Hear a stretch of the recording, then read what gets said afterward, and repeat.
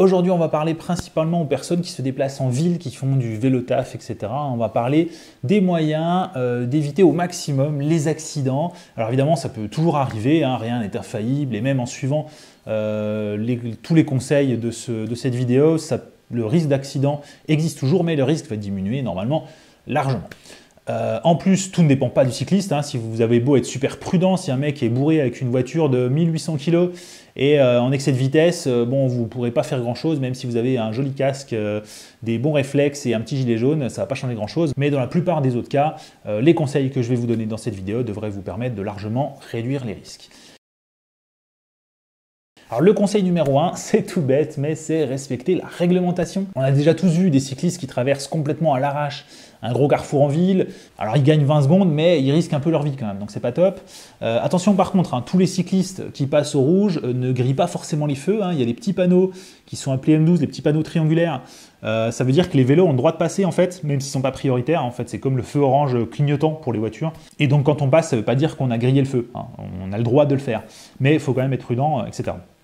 Donc bref, en tout cas, respecter la réglementation, ça aide, hein, même si parfois elle est un petit peu stupide. Dans la majorité des cas, respecter la réglementation, ça permet quand même de vraiment réduire les risques. Alors un autre truc, ça ne fait pas partie de la réglementation, mais quelque chose d'autre à connaître et à respecter, c'est les angles morts.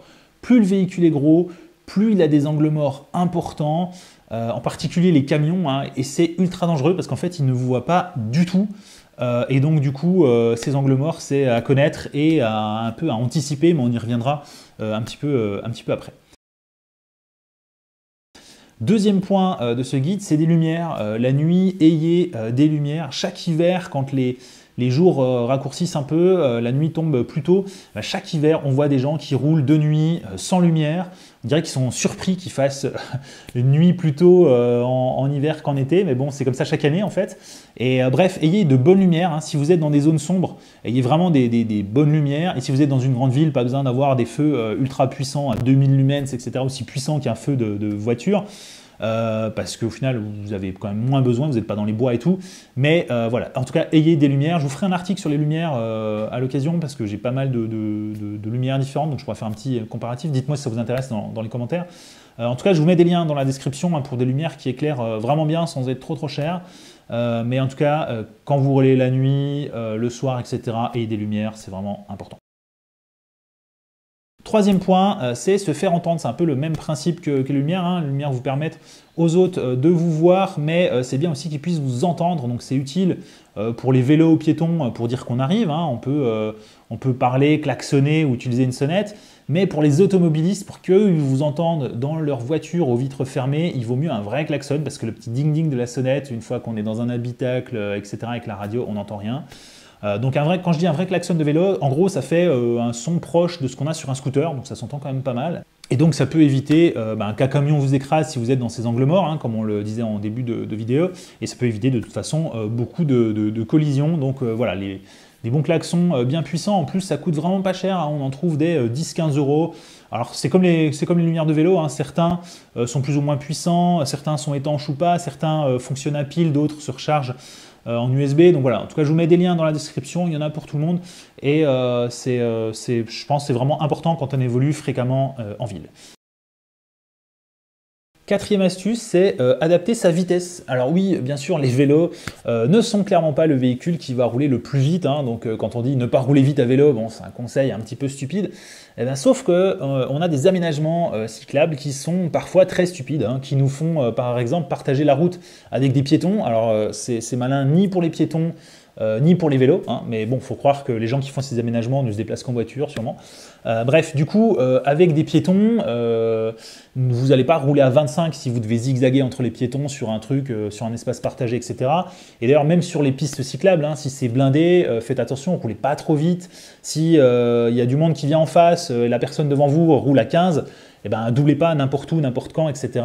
Quand ça vient en face, ça paraît évident, mais on le voit tellement sur les grosses pistes cyclables que du coup, voilà, ça me paraît quand même pertinent de le rappeler. Donc adaptez votre vitesse, et évitez à tout prix les vélos débridés ou les speed bikes sur les pistes cyclables, c'est pareil, c'est interdit aussi. Donc c'est des vélos qui peuvent aller jusqu'à 50 km/h, en plus sont avec très peu d'efforts, et autant c'est pas dangereux quand on roule sur une route vide, etc. Mais quand on est sur une piste cyclable avec plein de monde qui eux roulent à 10 km/h, si vous arrivez à 50, même si vous êtes dans le même sens, que vous n'arrivez pas en phase 2, c'est vraiment dangereux. Donc adapter sa vitesse aux conditions qui nous entourent, c'est valable à voiture, mais c'est aussi valable à vélo. Cinquième point, c'est un petit peu lié aussi, c'est anticiper les mouvements. Donc regardez, essayez de croiser le regard des conducteurs de voitures, regardez bien les clignotants des voitures et des scooters quand ils les mettent, évidemment tout le monde ne le met pas, mais bon voilà. Les mouvements des piétons aussi, le but c'est vraiment d'anticiper où seront les gens qui vous entourent dans les 2 prochaines secondes pour vous donner le temps de réagir. Il faut vraiment bien observer pour prévoir, c'est valable quel que soit son mode de déplacement, quand vous êtes en voiture, mais aussi à vélo du coup. C'est vraiment bête, mais c'est la base de la conduite, quel que soit le véhicule du coup, et c'est encore plus vrai quand on est en ville entouré de plein de monde. On ne peut pas tout prévoir, mais on peut en prévoir une partie, donc il faut le faire, ça permet de réduire une partie des risques tout simplement. Regarder derrière soi aussi, c'est utile, et ça fait partie des compétences un peu à acquérir quand on roule en ville. Et du coup, pour savoir tout simplement est-ce qu'une voiture va me doubler, est-ce qu'il y a quelqu'un, est-ce que je peux tourner ou pas, voilà.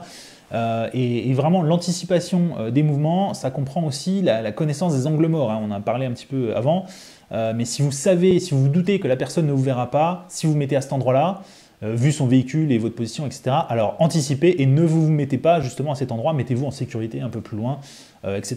Donc pour regarder derrière soi, il existe des rétroviseurs, donc pareil, je mets des liens dans la description, c'est adapté un petit peu à tous les vélos, il y en a qui sont assez discrets, c'est sympa, donc voilà. Si ça peut vous être utile, si vous n'êtes pas confiant sur le fait de regarder derrière vous, ce qui peut potentiellement être dangereux, parce que vous avancez, vous regardez derrière, pendant ce temps vous ne regardez pas devant, vous pouvez rentrer dans quelqu'un, donc c'est pas évident.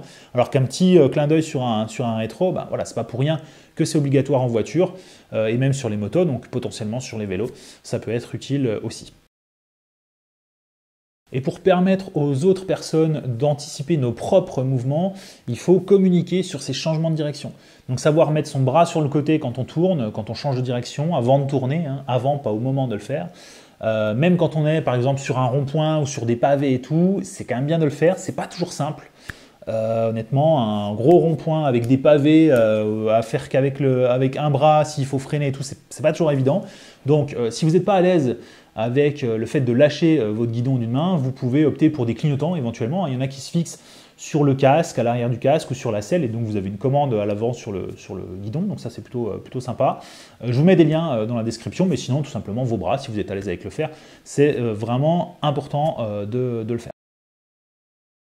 Septième conseil, c'est emprunter des axes sécurisés. Oui, si votre ville a mis en place des pistes cyclables dignes de ce nom, utilisez-les.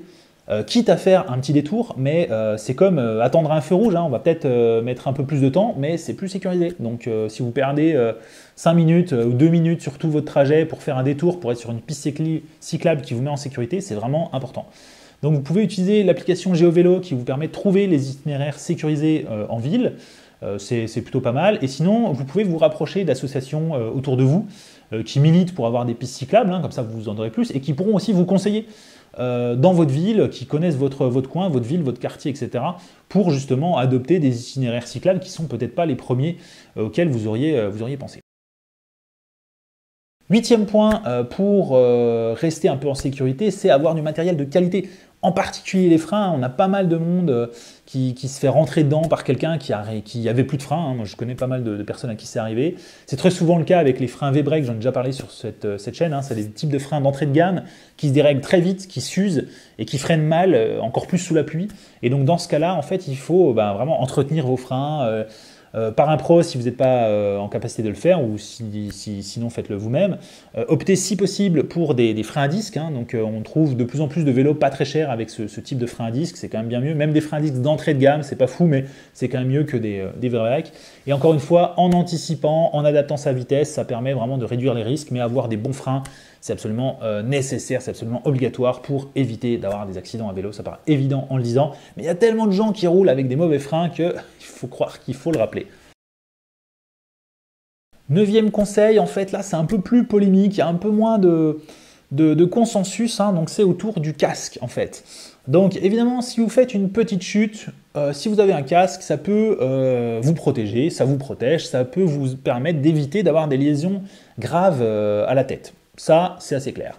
Mais il a été prouvé par plusieurs études, hein, dans plusieurs pays, que les automobilistes sont généralement moins prudents à l'égard des cyclistes lorsque ceux-ci ont un casque. Parce que les automobilistes se disent bah, c'est bon, il n'est pas si fragile, je peux doubler, il a l'air bien équipé, il a un casque, c'est un pro, machin, ça craint rien, je peux prendre un peu plus de risques ou faire un peu n'importe quoi, etc. Et du coup, finalement, dans les pays où une part importante de la population roule à vélo, les gens ont rarement des casques et les blessures, mortalité sont faibles. Pourquoi? Parce qu'il y a des bonnes infrastructures et au final, le casque face à une voiture de 2 tonnes ou même d'1 tonne, hein, d'ailleurs, même une petite voiture, votre casque ne va pas vraiment vous protéger si on vous roule dessus. Si vous vous faites percuter, ne serait-ce qu'à 40 km/h, le casque ne va pas changer grand-chose. Pourtant, 40 km/h, c'est pas très vite, mais contre une voiture d'1 tonne 5, casque ou pas, ça ne change pas grand-chose. Donc voilà, sur le casque, il y a un peu de polémique. Il y a des gens qui sont pour, des gens qui sont contre. Mais ça peut vous permettre de vous rassurer. Et évidemment, sur des chutes à la tête, sur des petites chutes, ça peut vous permettre de vous protéger quand même. Donc moi je mets un casque dans la grande majorité des cas, hein, mais vraiment il faut reconnaître que face à une voiture d'1 tonne 8 qui vous coupe la route à 40-50 km/h, le casque ne va pas changer grand chose. A noter que tous les casques en vente en France sont homologués pour vous protéger un minimum, hein, il y a des normes, mais tous ne se valent pas parce qu'il y a des normes qui vont bien au-delà du minimum légal.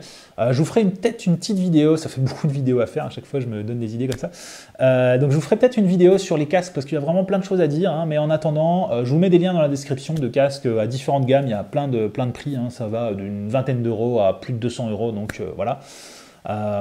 Et du coup, porter un casque ou pas, c'est à vous de voir, mais ça me paraît quand même plutôt pas mal d'en porter en ville. Alors sur le point suivant, par contre, là, clairement, il y a consensus, il n'y a pas de doute. La musique, et oui, n'écoutez pas de musique à vélo avec un casque, hein, enfin sur les oreilles du coup, avec des écouteurs. Sérieux, c'est ultra dangereux, hein. Vous avez toute la journée, du matin au soir, pour écouter de la musique. Si vous roulez quoi, 30-60 minutes par jour pour aller au boulot, je pense que vous pouvez vous passer de musique 60 minutes par jour. Je pense que vous devriez survivre. Et vraiment, c'est super dangereux en fait, hein. On a vraiment besoin de bien entendre autour de soi. Et d'ailleurs, quand on dit pas de musique, ça veut aussi dire pas de film, pas envoyer de message, pas de téléphone à vélo, vraiment pas de distraction. Parce qu'il y a vraiment en ville des tas de possibilités d'avoir des accidents. Donc on a besoin de ses yeux et de ses oreilles à tout moment. 11e, je peux pas le faire. 11e astuce, le mec il découvre qu'il a que 10 doigts quoi. 11e astuce pour éviter les accidents, c'est utiliser un vélo adapté à votre taille. En fait, c'est avoir un vélo adapté à votre usage, donc à votre taille. Ne soyez pas à deux dessus. N'utilisez pas un vélo classique pour faire du vélo cargo, donc transporter tout à n'importe quoi, etc. Hein, tout ça, c'est du bon sens, mais avoir un vélo adapté à l'utilisation que vous en faites, ben, c'est la base. Et quand on dit vélo adapté, ça veut pouvoir dire éventuellement ajouter un porte-bagages si j'ai besoin de transporter mes affaires de manière plus simple et plus sécurisée, ajouter des rétroviseurs, hein, si c'est ce qu'on disait tout à l'heure, si je me sens un peu plus en sécurité avec ça pour regarder derrière, ajouter une béquille, ajouter un siège enfant plutôt que d'avoir le gamin n'importe où, etc. Régler la hauteur de la selle aussi, hein, avoir un vélo adapté, c'est toutes ces petites choses. Souvent pas cher, voire même gratuitement, typiquement adapter la hauteur de la selle, voilà, qui peuvent vous aider à être plus en confiance, à être plus à l'aise et donc à éviter un petit peu les accidents. Voilà, j'ai probablement oublié plein de conseils, donc n'hésitez pas à mettre un commentaire sur des points que j'aurais oubliés et n'hésitez pas aussi à partager la vidéo, ça permet de faire un petit peu connaître la chaîne, cette petite chaîne à un maximum de monde. Et moi je vous dis à bientôt pour la prochaine vidéo. Alors je rajoute cette petite séquence au montage, comme vous le voyez j'ai un petit peu changé de décor, j'espère que vous m'entendrez quand même, je vais essayer de parler un petit peu plus fort. Donc le but de cette vidéo, c'est clairement pas de faire du victim blaming. Victim blaming c'est un terme qui désigne le fait de faire culpabiliser les victimes. C'est évidemment pas l'objectif de cette vidéo quand je propose aux cyclistes des moyens d'éviter d'avoir les accidents. En effet, les statistiques montrent qu'en France, les accidents avec les vélos sont majoritairement dus aux voitures, tout comme les accidents avec les piétons, etc. Parce qu'elles vont trop vite, parce qu'elles ne respectent pas les priorités, parce qu'elles doublent quand il n'y a pas la place, etc. Et bien entendu, les cyclistes en souffrent plus que les automobilistes de ces accidents, parce qu'ils sont évidemment beaucoup plus fragiles. Donc le but de ces vidéos, c'est plutôt de donner des conseils aux cyclistes pour réduire les petits accrochages, les petits accidents qu'on peut avoir entre cyclistes et qui sont assez fréquents, ou avec les piétons également, qui sont également fréquents, et faire ce qu'on peut pour anticiper et réduire donc les risques d'accidents avec les automobilistes, même si on n'a pas la possibilité de tout réduire. Malheureusement, en tant que cycliste, vous ne pouvez pas vraiment changer le comportement des automobilistes. Donc voilà, on peut faire ce qu'on peut pour éviter les accidents. Et je ferai probablement une autre vidéo pour donner des conseils aux automobilistes afin d'éviter les accidents avec les cyclistes, principalement en ville.